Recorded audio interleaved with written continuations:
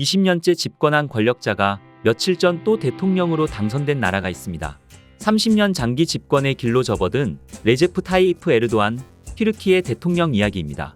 에르도안 튀르키예 대통령은 지난 28일 대선에서 52% 득표율로 승리를 거뒀습니다. 에르도안 대통령은 이번 승리로 30년 집권도 가능해졌습니다.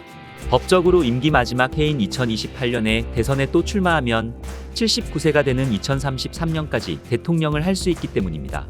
에르도안 대통령은 장기 집권을 위해 헌법을 바꾸고 사회 전반의 권력을 장악한 행적 때문에 민주주의 근간을 훼손했다는 비판을 받았습니다.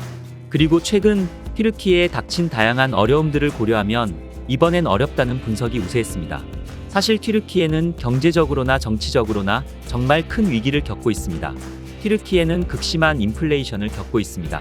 지난해 물가 상승률은 72.3%에 달했고 올해 물가 상승률은 실제로 100%가 넘을 것이라는 것이 전문가들의 견해입니다. 화폐인 리라화의 가치는 지난 5년간 80%가량 폭락했습니다.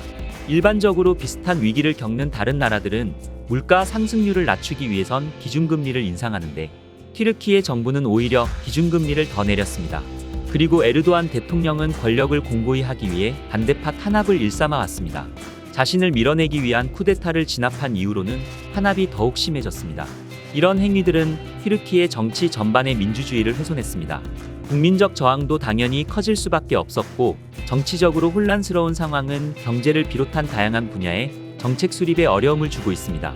지난 2월 튀르키예와 시리아에서 발생한 대지진은 튀르키예를 경제적으로 더 어렵게 만드는 동시에 정부에 대한 국민적 반감을 키웠습니다.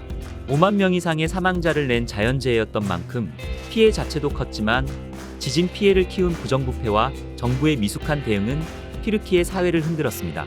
온갖 악재에도 불구하고 에르도안 대통령은 민족주의와 포퓰리즘으로 국민의 표를 얻어냈습니다. 결국 최악의 경제 상황에서도 민족주의와 포퓰리즘이 경제 심판론을 무너뜨렸다는 평가가 나왔습니다. 에르도안 대통령의 당선은 국제적으로 미국과 유럽 주요국, 러시아 등에 큰 영향을 미치는 일이기도 합니다. 에르도안 대통령은 러시아의 우호적인 행보를 보여왔기 때문입니다. 힘든 시기에 30년 장기 집권을 노리는 국가 지도자를 선택한 튀르키예. 과연 이 선택은 튀르키예와 세계에 어떤 영향을 미치게 될까요?